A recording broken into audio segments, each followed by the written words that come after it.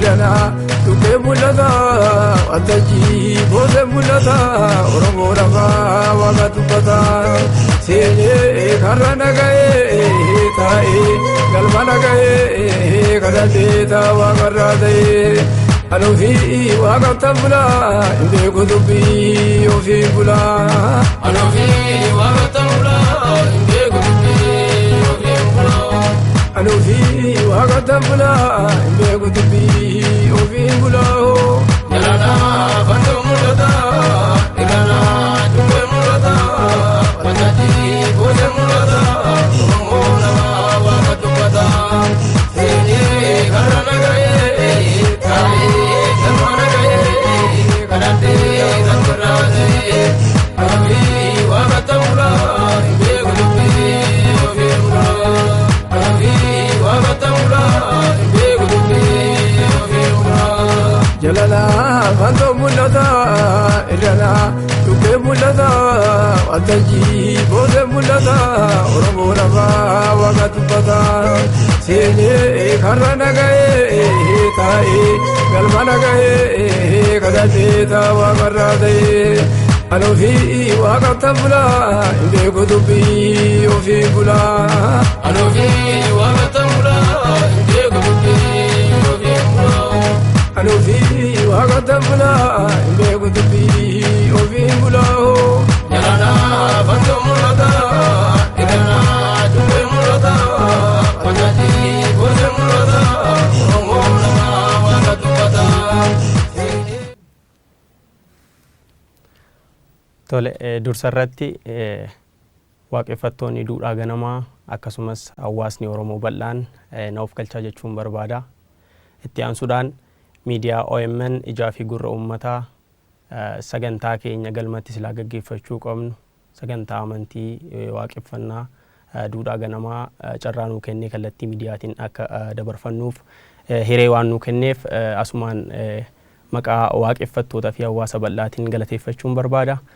Itti aanee kaayyoo sagantaa kanaa sinii ibseen kallattumaan waan galma keessatti gaggeeffamuu fi adeemsa ittiin siraatii galma keessatti waaqeffannu dilbata dabalataan immoo waan haala yeroo wajjin irratti haasa'uun barbaachisutti hin ce'a. Egaa barbaachisummaan sagantaa kanaa miidiyaatiin kan barbaachisee fi akkuma hundi keenya iyyuu beeknu haala yeroo keessa jirru wajjin wal qabatee keessaa yoo dhukkuba addunyaa irratti weerara ta'ee ka'ee wajjin wal qabatee namni tuuta ta'ee akka walitti hin qabamne bakka amantii ta'uu danda'a, bakka iddoo bashannanaa ta'uu danda'a. Sanirra darbee immoo bakka silaa namni itti baay'inaan argama jedhamee yaadamutti haala ulfaataa keessa waan jirruuf waan galmatti gaggeeffannu sagantaa galmatti gaggeeffannu kallattii miidiyaatiin waaqeffattoonni mana keessan teessanii hawaasni bal'aan hordofuu akka dandeessanii fi itti aansee egaa galma keessatti sagantaa gaggeeffannu galma keessatti akkaataa ittiin sagantaa keenya gaggeeffannu ibsa isaanii waliin sinii tuqeen kara gaaddisa mariitittiin darbaa. Egaa sagantaa galma keessatti gaggeeffannu akkuma Oromoo kamiyyuu yeroo hundumaa faatii irraa jalqabna. Taa'an galmaa, miseensi galmaa, waaqeffataan duudhaa kaleessa abbaa fi haati isaa irra dhufte hordofatu, kabajatu, ulfeeffatu, ayyaana abbaa haadha isaa kadhatu osoo sirna kamiyyuu sagantaa kamiyyuu waan kamiyyuu hin jalqabin dura faatii yookiin araara bahataa jechaadha. Faatiin maali? Araarri hoo maali? Egaa faatii yookaan araara jechuun namni walitti qabame hawaasa bal'aa kana keessatti waaqeffattoonni gaafa sagantaa isaanii jalqabatan waliif nagaa ta'uu danda'uu qabu. Sirna ittiin nama wajjin taa'ee gaaddisa tokko jala taa'ee waliin waaqa kadhachuudhaaf ayyaana abbaa haadha isaa ayyaana dirree isaa kadhachuudhaaf galmatti wal gahu milkii barbaadu argachuudhaaf araara walii qabaachuu qaba, nagaa walii qabaachuu qaba. Egaa akkuma hawaasa bal'aatitti ummanni Oromoo jila kamiyyuu haa ta'u, sirna kamiyyuu haa ta'u, waan godhatu kamirrattiyyuu namni waliin sirna san qabu araara osoo waliin bahin yookaan immoo faatii osoo waliin bahin sagantaa isa jalqabuu hin danda'u jechaadha. Kanaaf nus galmatti faatii araara gaggeeffannee sagantaa itti aanutti ceenaa jechaadha. Itti aanee eebba. Eebbi maali? Eebba jechuun akkaataa hangafummaa fi quxisuudhaan akkaataa ittiin waaqeffattoonni duudhaa ganamaa kaleessa daandii abbaa fi haati isaa abaabayyuu akaakileen isaanii irra dhufanitti wal eebbisan waan ofiif hawwan waan karra ofiitiif ilmoo ofiitiif sa'aa namaaf gosaaf sabaaf biyyaaf uumama kana maraafuu hawwan eebban damboobsatu jechaadha. Egaa eebba keessatti wanni jabaan sirriitti ilaaluudhaatii qabnu hangafummaadha. Hangafummaa gaafa jennu umuriidhaan yookaan immoo abbumti ta'e wayii kan nuu kennu osoo hin taane hangafummaan akkaataa balbala keenyaatiin akkaataa gosa keenyaatiin akkaataa gadaa keenyaatiin baanee yoo waaqa walii kadhannu yoo eebbisnu jechaadha. Hangafummaa keessatti wanni jabaan laalamuu qabu egaa Oromoo keessatti hawaasa waaqeffataa ta'e biratti hangafaaf quxisuun jira. Gosti hangafni jira, gosti ittaanee quxisuun jira, akkasumatti diroo dabareedhaan jechaadha. Kanaaf gaafa eebbifannu hangafni osoo jiru quxisuun eebbifachuu hin danda'u. Hangafa keessaa yoo taate daa'imni xiqqoon illee warra hangafaa keessaa yoo taate daa'ima santu eebbisaa jechaadha. Kan biraa hangafummaa keessatti wanni ilaallamuudhaatii qabu gadaadha. Warra hangafaa ta'anii warruma hangafaa keessattuu warri gadaa yoo jiraatan luba jechaadha eebbisuu kan danda'u isaani. Kanaaf waaqeffattoonni duudhaa ganamaatis yoo faatii gaggeeffatan itti aansanii eebba yoo gaggeeffatan hangafaaf quxisuu laallatanii keessatti balbala laallatanii warra hangafuun akkasumatti dabareedhaan hanga quxisuu isaanii deemu jechaadha. Hangafummaa gaafa jennu waan umurii irratti hundaa yookaan namni nuu kennu osoo hin taane hangafummaan ija waaqeffannaatiin gosaa fi balbala keenya irratti hundaa jechaadha. Egaa itti aanee eebbatti aanee jeekkarsi jira. Jeekkarsi egaa jeekkarsa gaafa jennu faaruu waaqaati. Faaruun waaqaa immoo galma keessatti akkuma kaleessa Oromoon akkuma kaleessa hawaasni duudhaa ofii tikfachaa itti jiraachaa itti bulaa dhufe jeekkarsi galmatti ni jeekkaramaa jechaadha. Jeekkarsi yoo jeekkaramu akkaataa barbaachisummaa isaatiin tartiiba mataasaa danda'e qaba.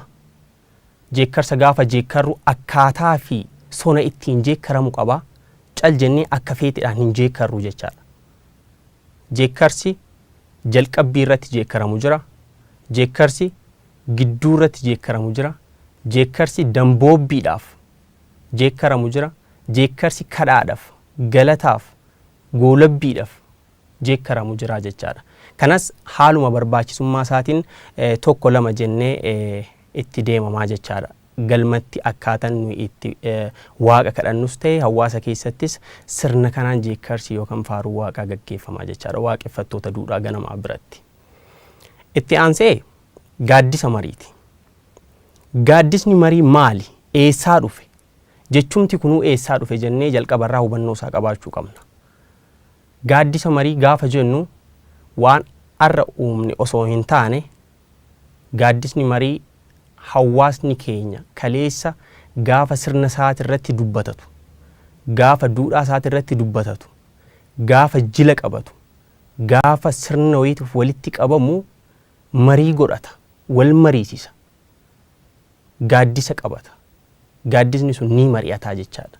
Nus galma keessatti wanni goonu gaaddisni marii hawaasuma keessaa kaleessa akka Oromoon itti sirna isaa gaggeeffachaa dhufe keessaa waan fudhanne ta'uusaa hubatamuu qaba. Gaaddisni marii egaa sagantaalee adda addaa wanni wal barsiifamuun nurra jiraatu, wanni wal hubachiisuun nurra jiraatu, wanni galma keessatti silaa miseensi amantichaa miseensi waaqeffataa ta'e yookaan waaqeffattuu taate takka hubatuudhaatii qabnu kallattii gaaddisa mariitiin wal quba qabsiisaa deemnaa jechaadha. Egaa gaaddisa marii keessatti mariin gaaddisa qabaa. Gaaddisni sun waan waliin mari'achuu qabu waliin mari'achaa deemaa, waan wal hubachiisuu qabu wal hubachiisaa deemaa, akkasitti duudhaa ofii tikfataa jechaadha. Gaaddisa mariitti aanee egaa kadhaa fi galanni jira. Kadhaa fi galata keessatti immoo kadhaan maali? Galatni hoo maali jennee adda baasuu danda'uu qabna jechaadha. Akka waaqeffataatitti akka nama kaleessa duudhaa abbaa fi haadha isaa beekutitti akka dhugaa waaqeffannaan nama of keessa akka dhukaatitti of keessa jiraachisuutitti waaqeffataan kadhaa beeka. Gaafa kadhatu ayyaana abbaa isaa, ayyaana haadha isaa, ayyaana dirree isaa, waaqa tokkicha isa uume kana dhibdee jiruuf jireenya isaa keessatti sadarkaa nama dhuunfaa ta'uu danda'a, sadarkaa golaatti ta'uu danda'a, sadarkaa karraatti ta'uu danda'a, sabaan ta'uu danda'a, gosaan ta'uu danda'a. Waan dhibdee jiruuf jireenya isaa keessatti isa muudate yaa ayyaana abbaa kooti, yaa ayyaana haadha kooti, waaqa tokkicha na uumte dirreen irra bobba'ee galu kana jedhee kadhataa jechaadha. Na milkeessi dhibdee kanarraa na furi, na baraari jedhee kadhataa jechaadha. Egaa sagantaan kadhaa galma keessatti ni gaggeeffama jechaadha akkuma hundi keenya iyyuu beeknu. Kan biraa galata. Galata irratti namni waan kadhate tokko ayyaana abbaa isaa yaammatee, ayyaana haadha isaa yaammatee, ayyaantummaa isaa yaammatee, dirree irra bobba'u ulfoo isaa yaammatee waaqa tokkicha kanatti egaa waattatee booda galata jedhee waan milkaa'eef, waan argateef, waan jiruusaa keessatti isa muudateef, milkii goonfateef galata jedhee ayyaana dirree isaatiin galata jedha, galma isaatiin galata jedha, dabalee immoo waaqa uumadhaan galata jedha, ayyaana abbaa haadha isaatiin galata jedhee bifa kanaan galata isaa dhiyeeffataa jechaadha. Itti aansee galata bifa kanaan egalaallee booda egaa sagantaa galma keessatti gaggeeffamu keessaa kan biraa immoo baalchadha. Baalchaan hiikkaa biraa qabaatee otoo hin taane tumsa wal hirphuudha. Galmi hirpha barbaada, galmi diinagdee barbaada. Namuu diinagdeedhaan waan qabuun haa jiraatu haa jiraachuu baatu hamma qaburraa baalchaa baalchataa jechaadha sagantaa galma keessatti gaggeeffamu keessatti. Baalchaan dirqama maallaqa qofa miti. Qabaachuu qabdaan dirqamaa miti. Baalchaa kan gaggeeffannu irreessarraa kaanii ta'uu danda'a. Ayyaantummaan eebbanuu ta'uu danda'a. Irreessarraa kaanii kan qabu maallaqa isaa ta'u baalchatee tumsa yookaan immoo hirpha galma isaatiif godhaa jechaadha.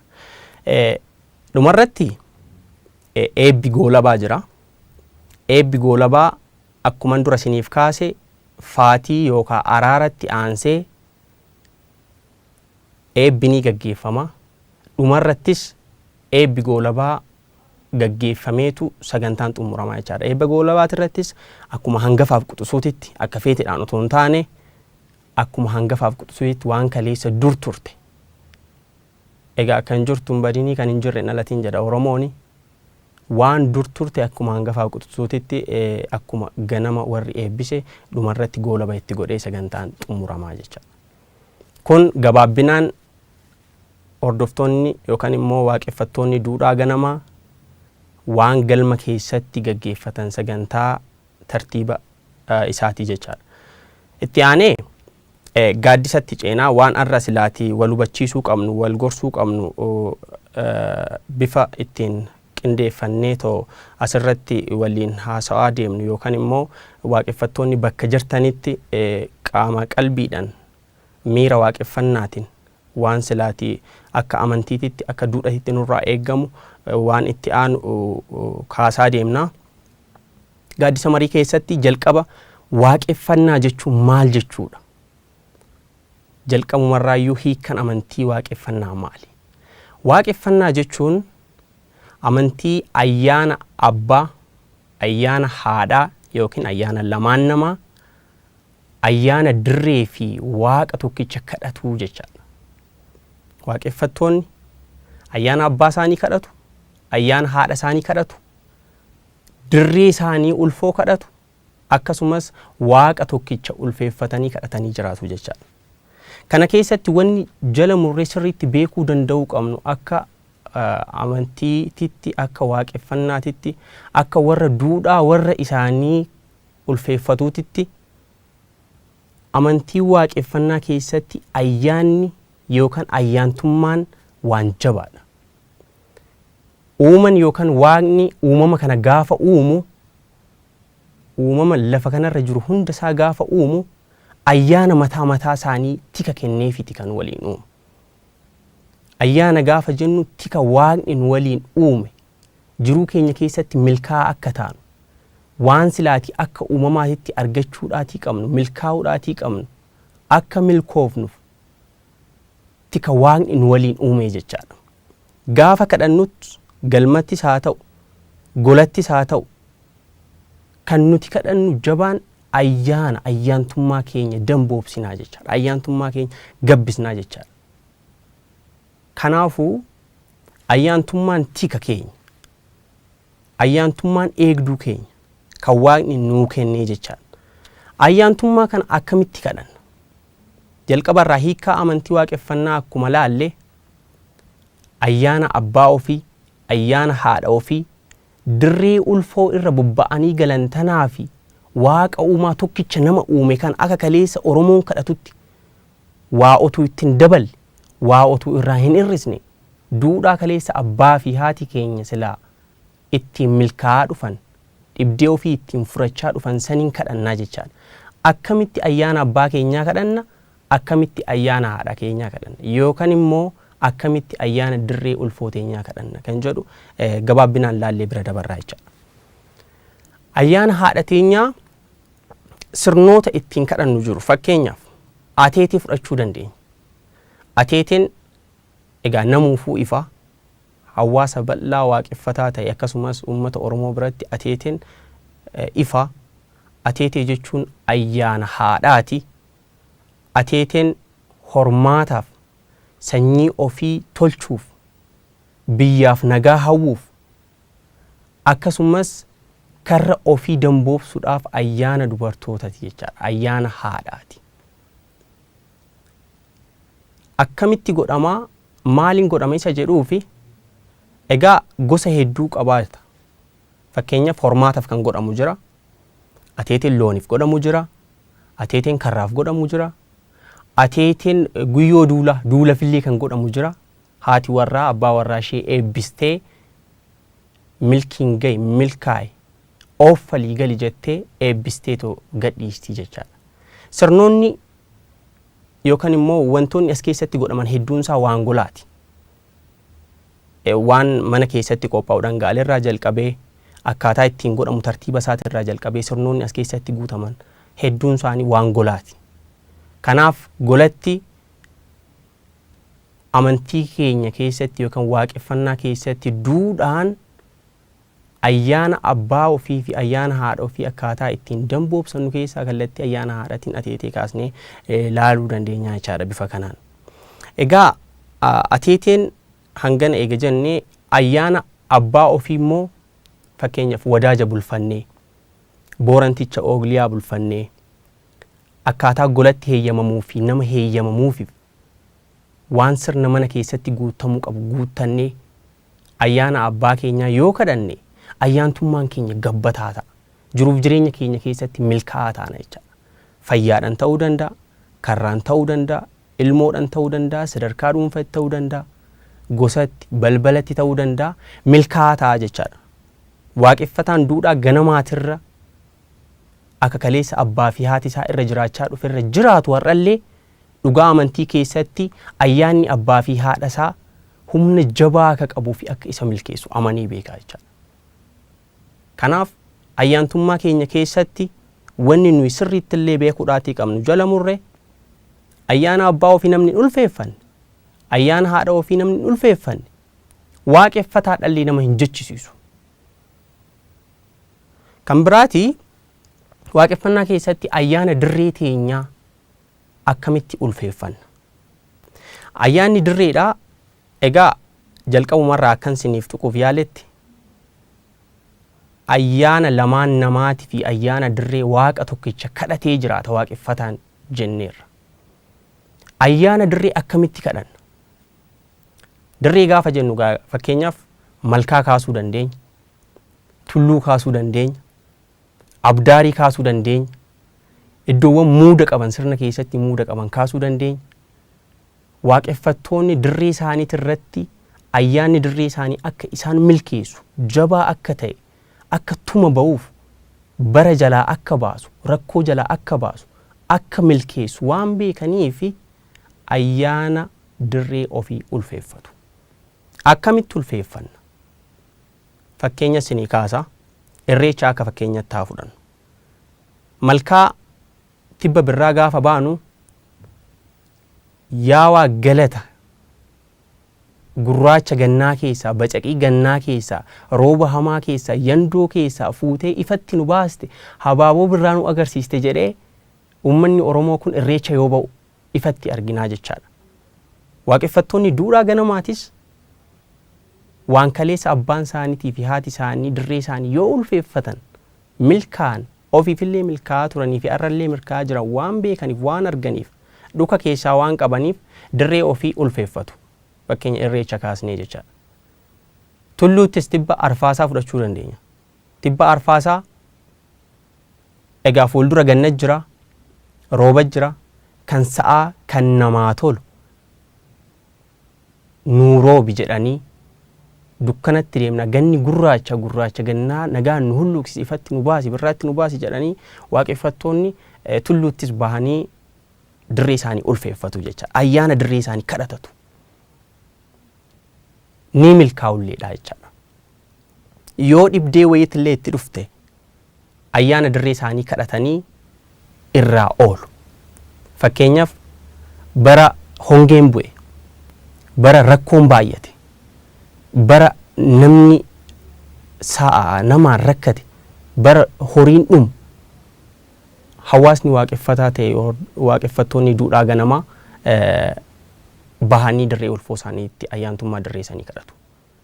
Yoo waaqa roobsisan agarree kadhatanii yoo milkaan agarreerra kadhannee yoo milkoofnu ifatti milkiisan akka hawaasni kaleessa duudhaa isaa tikfachaa turetti tikfannee arras milkaa'aa jirra jechaadha. Kanaaf ayyaana abbaa ofii, ayyaana haadha ofii, ayyaana dirree ofii kabajachuun, ulfeeffachuun, kadhachuun dirqama waaqeffattoota ta'a jechaadha. Akkasuma abdaarii ofii kaasuu dandeenya, dirreewwan muuda qaban kaasuu dandeenya, ayyaana dirree bifa saniin kabajannaa jechaadha, ulfeeffanna kadhatan. Egaa itti aanee waaqeffannaa fi gadaa laalla. Waaqeffannaa fi gadaan hariiroo maal waliin qabu? Jalqabarra gadaan gaa sirna jiruu fi jireenya hawaasa kanaa of jalatti hammatee akka dibaabeetti of jalatti hammatee qabudha. Gadaan ooltee bultee hawaasa kanaa kan of harkaa qabudha. Xiqqaa irraa jalqabee sadarkaa keessa jirutti namuu gadaa keessa jiraata. Aadaan hawaasa kanaa, eenyummaan, amantiin gadaa keessa jira jechaadha. Kanaaf gadaa fi amantii waaqeffannaa tasumayyuu adda baasuu hin dandeenya. Aadaa fi amantii waaqeffannaa tasumayyuu adda baasuu hin dandeenya. Akkamitti? Fakkeenyota muraasa fudhannee ilaalla. Fakkeenyaaf ayyaantummaa waliin wal qabatee egaa jalqabarraa akkuma siniif kaase amantii waaqeffannaa ayyaana lamaan namaa ayyaana dirree fi waaqa tokkicha kadhataa jennee jirra. Ayyaana dirree keessatti dirreen ulfoodha jennu. Dirreen silaati kabaja qabdi, irraa milkoofna jennu tuma gadaa qabdi. Gadaan tumtee fi dirreen tun ulfoodha. Bakka dhabduun irraa argattu, bakka dhibamaan itti maaramu, bakka ayyaanni ishii namaa tolu, golaa tolu, karraa tolu, sabaa tolu, biyyaa tolu jedhee waan amanuuf tuma gadaa qabdi. Dirreen tuma gadaa qabdu tuni kabaja guddoo fi ulfina guddoo qabdi jechaadha. Kanaaf waaqeffattoonni ayyaanni dirree tiyyaa naaf tolaa, ayyaana dirree tiyyaa irraa nan argadhaa, tuma naaf baa dhibdeerraa na fura, furmaata achiin argadha jedhee amantii isaa keessatti jala muree beekaa jechaadha. Kanaaf ayyaantummaa waliin wal qabatee dirreen ayyaantuu taate, dirreen ulfoo taate tuma gadaa qabdi jechaadha. Dabalataan araara kaasuu dandeenya yookaan faatii. Jalqaba sinii kaasee jira. Waaqeffattoonni osoo sirna kamiyyuu hin jalqabin akka duudhaatitti hawaasni bal'aan kun araara yookiin faatii gaggeeffata. Dhibdeesaa furatee yoo dhibdeen tariiti ulfaattullee yoo jiraate fakkeenyaaf dubbii dhikkee kaasuu dandeenya. Wanni ulfaattu yoo jiraatte jaarsummaadhaan qabatanii dubbii isaanii ilaallatu jechaadha. Garuu osoo garaadhaan wali fayyaan ta'in galma keessatti waaqa kadhachuu jechuun in ulfaata, in danda'amu. Kanaaf yoo dubbii dhibdee jabduu qabdu taate jaarsummaadhaan qabamtiifi jechaadha dubbiin isaanii. Araara keessatti egaa fakkeenya sinii kaasa gadaa keessatti gaafa caffee godaanan warri sirni ilaallatu warri godaansa ga'e akka gosaatti haa ta'u akka balbalaatti haa ta'u dubbii yookaan dhibdee isaanii yoo rakkoon jiraatte namni wal muufate yoo jiraate achumatti furanii dirree itti godaanan sanitti deemuu jechaadha. Caffee itti godaanan sanitti deemuu jechaadha. Yoo tarii dubbiin lootee dhufterree jiraatte tasa yoo dubbiin dhibdee lootee dhufte dagatamtellee jiraate osoo hin araaramin osoo nageenyi hin bu'in sirna isaanii yookaan sagantaa ittaanu jalqabachuu hin danda'an. Kanaaf jalqabarraa wanti nuyi bu'uura jennee amantii waaqeffannaa keessatti kaasnu hawaasa bal'aadha. Maanguddoo irra hambaa ta'anii hafanidha. Kanaaf araarri gadaa keessatti bakka jabaa qaba. Waaqeffattoota biratti bakka jabaa qaba. Waaqeffannaa fi gadaa adda baasuu hin dandeenyu jecha. Kan biraas waaqeffannaa aadaadhaan wal qabsiisnee gaafa laallu aadaa fi yookaan immoo waan hawaasni kun aadeffatu aadaan uummata Oromoo duudhaa keessatti waaqeffattoonni duudhaa ganamaa godhatanii fi amantiin tasa gargar bahuu hin danda'u. Aadaan keenya waaqeffannaa keessatti ni calaqqisa.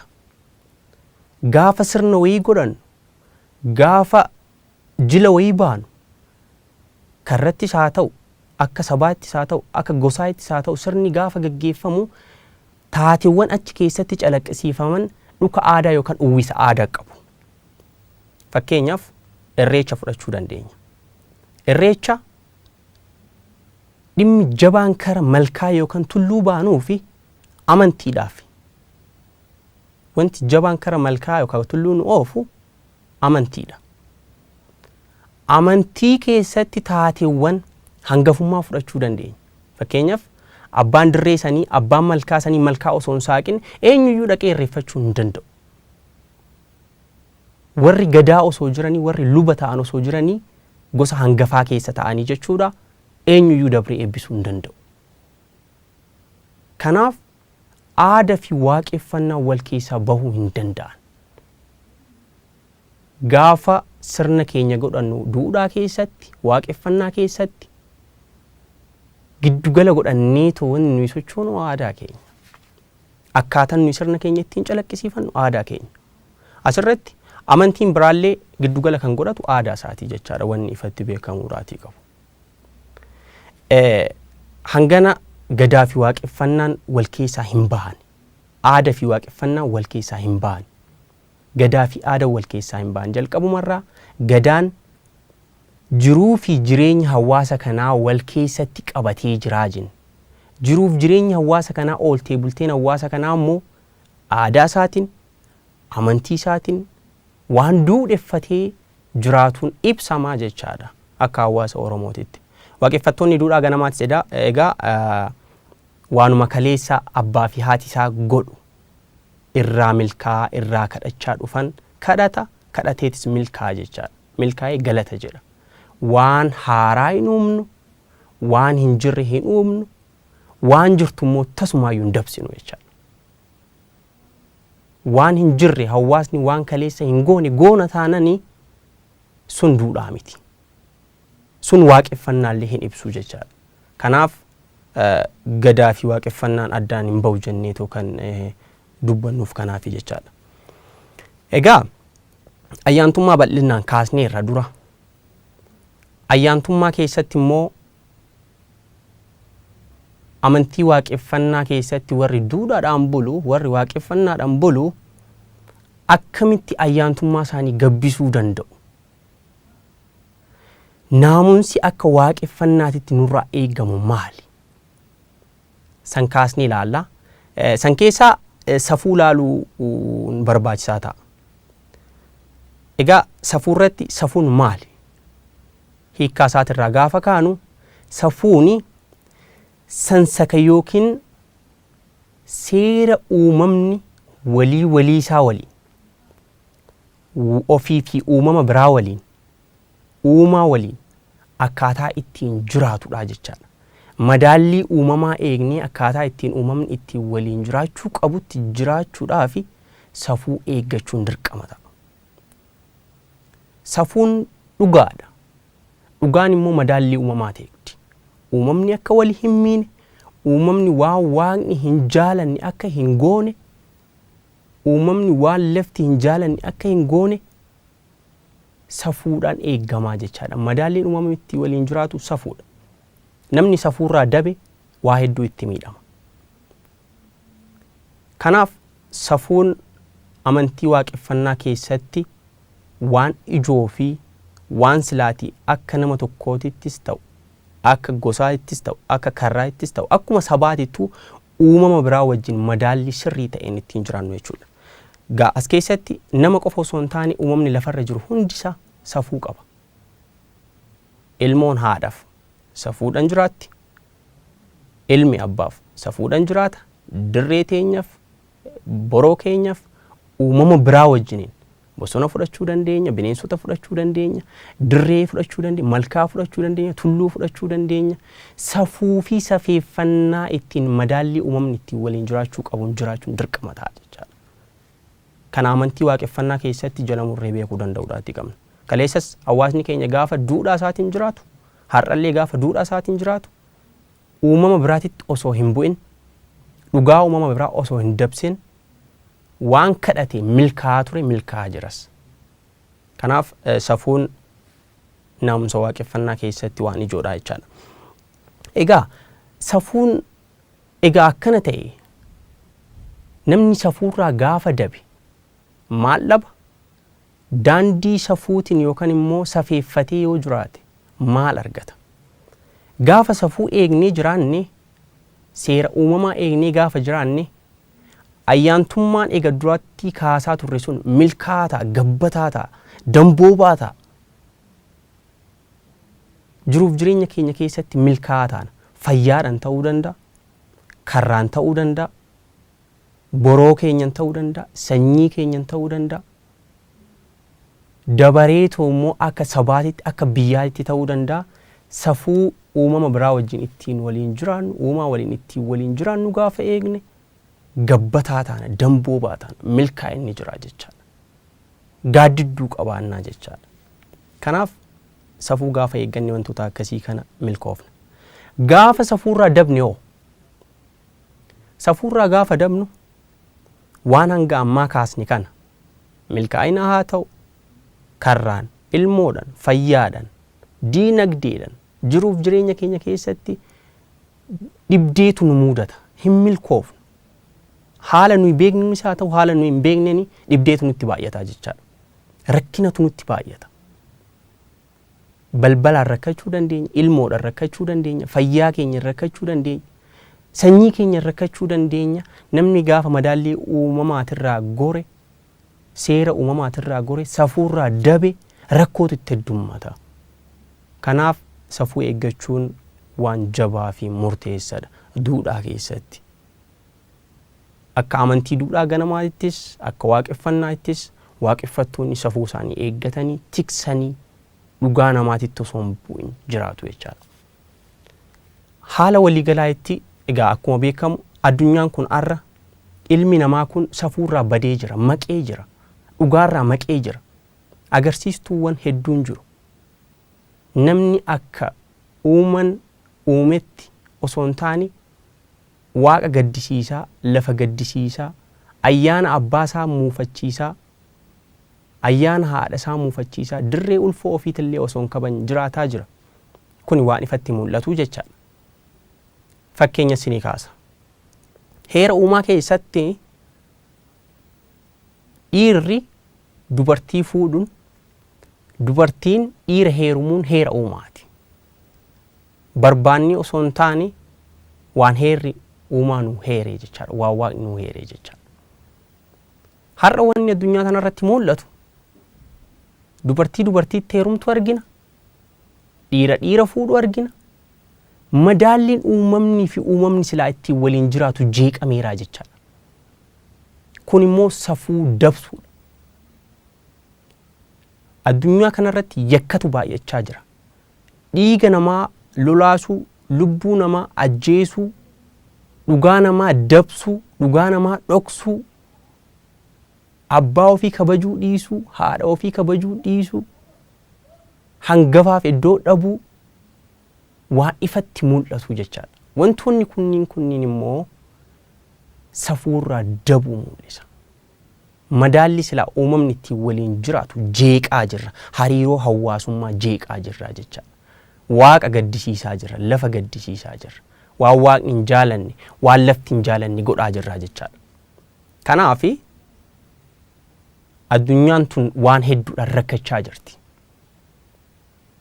Akka amantii waaqeffannaa duudhaa ganamaatitti rakkoon har'allee sababa dhukkubaatiin nu mudatu kun dheekkamsa. Uumamni akka waaqni uumeetti jiraachaa hin jiru waan ta'eef dheekkamsa. Namni silaa akka waaqni uumeetti jiraachaa hin jiru waan ta'eef dheekkamsa. Soba, hanna, dhugaa namaa dabsuu, haraamummaa, lubbuu namaa baasuu, akka waaqni ta'i jedheetoo uumeetti uumamni irraa bahee kara biraatti gaafa jiraatu arginaa jechaadha. Kun immoo dhibdee nutti fidee dhufa. Maal faa jennee ilaaluu dandeenya? Fayyaadhaan. Fakkeenyaaf dhukkuba amma addunyaa weerare kana waliin wal qabsiisnee kaasuu dandeenya. Amma qofa osoo hin taane kana duras addunyaan dhukkuboota adda addaatti rakkachaa turteerti. Bifuma kanaan hanga har'aayyuu rakkachaa jirti jechaadha. Waan kana wanti dhibdee godhee nutti fidee safuurraa maquu keenya. Waan hin tolle, waan waaqni hin jaalanne, lafti hin jaalanne hojjechuu keenya jechaadha. Kanaaf dhukkubni kun akka malee biyya rakkisaa jira, addunyaa dararaa jira, ilma namaa rakkisaa jira waan ta'eef namni safuutti deebi'uu qaba. Namni akka waaqni jaalatuuf lafti jaalatutti jiraachuu danda'uu qaba. Dhugaa namaa dabsuun nurraa hin eeggamu. Dhugaa namaa dhoksuun nurraa hin eeggamu. Nama taanee uumama biraa rakkisuun, uumama biraa kallattiin taaneen miidhuun nurraa hin eegamu. Walii keenyas miidhuun nurraa hin eegamu. Madaalliin uumama tanaa eeggamee jiraachuu qaba. Namuu fayyaaleessa ta'ee jiruuf jireenya isaa keessatti milkaa'ee jiraachuudhaaf uumama tana keessatti madaalliin eeggamuu qaba. Akkamitti madaallii uumamaa eegna? Safuu tiksuudhaani jechaadha. Amantii duudhaa ganamaatitti safuun tika qabaa, tikfamuu qabdi jechaadha. Kanaaf safuu tiksuun nurraa eeggamaa. Kana egaa hangana jennee itti aansuudhaan namni gaafa safuurraa dabe maal ta'a? Maaltu isa mudata? Cubbuutu isa mudataa jechaadha. Cubbuu jechuun maal jechuudha? Waan waaqni hin jaalanne, waan lafti hin jaalanne. Dhugaa namaa dhoksuudha. Haqa namaa dabsuudha. Waan uumamni hin jaalanne godhuudha. Cubbuutu isa mudataa jechaadha. Kanaaf waaqni warra cubbuu hin godhini. Kanaaf safuu keenya eegnee jiraachuu qabna. Uumama biraa wajjin madaallii sirriidhaan jiraachuu qabna jechaadha. Itti aansuudhaan cubbuu yoo dalage uumamni kun akkamitti irraa fayyuu danda'a? Faloo godhachuu qaba. Fala kaayachuu qaba. Sunis faloodha. Faloo sagantaa keenya yeroo darbeet irratti akka bareedatti ibsamee jira. Faloongaa dhugaa namaa galchinee waan godhachuu qabnu godhannee, waan laallachuu qabnu laallannee, warra ayyaantuu ta'uu danda'a. Warra gadaatiin gosa keessatti wanti godhamuu qabu, sirni guutamuu qabu guutamee akkaataa ittiin rakkoo fi dhibdee keenya irraa furamnu jechaadha. Egaa dhumarratti waliigalatti haala yerootti irratti akka amantii duudhaa ganamaa waaqeffannaatitti amantii waaqeffannaa maal gorsa waan jedhu laallee kara xumuraa itti deemna jechaadha. Akka waaqeffannaatitti akkuma isinii kaasaa ture safuun eeggamuu qaba. Madaalliin uumamni ittiin waliin jiraachuu qabu jiraatuu qaba. Dhugaan uumamaa dabuu qabu. Uumamni kun namni kun waan sirrii hojjechuu qaba. Ayyaana abbaa keenya kabajachuu qabna. Ayyaana haadha keenya kabajachuu qabna. Dirree keenya ulfeeffachuu qabna. waaqa tokkicha kana galata jennee jiraachuu qabna jechaadha. Gaafsan karri keenya guutuu namni keenya fayyaa argata, namni keenya rakkoo keessaa ba'a, dhibdeen nutti marmaaru jechaadha. Kanaaf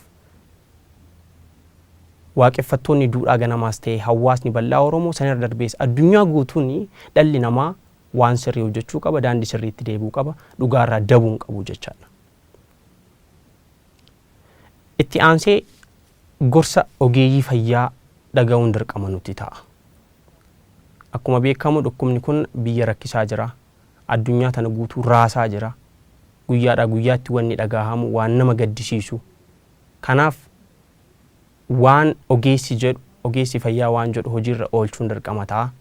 Waan gorfamaa jiru hunda isaa hojiirra oolchuun dirqama ta'a waan ta'eef sirriitti waaqeffattoonnis ta'ee hawaasni bal'aan dhalli namaa waaqni dhukkuba kanarraa nu haa baraaru, fayyaa nagaa nuuf haa kennu, hamaa hammaataa nurraa haa qabu, tolaa keenya wajjin nu haa bulchuu, waan barri deemuun jalaa nu haa baasu, sanyiin teenya karri teenya egaa fayyaa haa argattu, gadaatti nu haa bulchuu, gadadoo nu haa lagu, wanni jirtu hin badinii kan hin jirre immoo hin dhalatini, waaqni hamaa hammaataadhaan gargar nu haa oolchuu, fayyaa nagaa isinii haa kennuun jedha.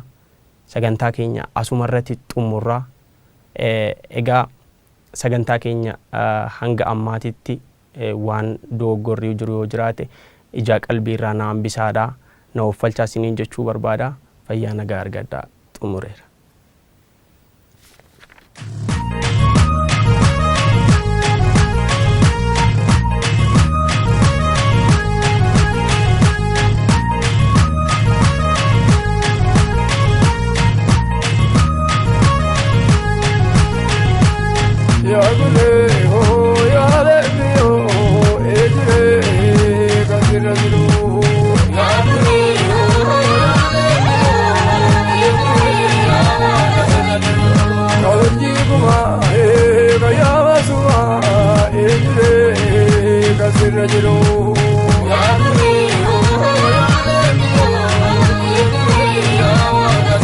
Imabalua, he, kawa kuma.